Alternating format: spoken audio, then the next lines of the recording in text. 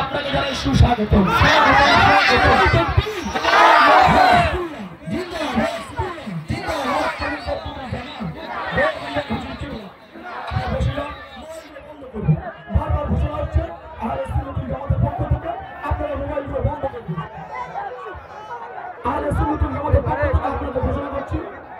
আপনারা মোবাইলগুলো বন্ধ করুন, এখনই বাস করবে।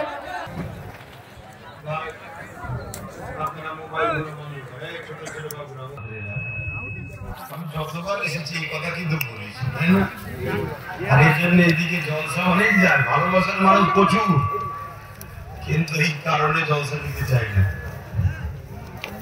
ফজর নামাজ পরে বেরিয়েও দেখছি আমতলায় যান।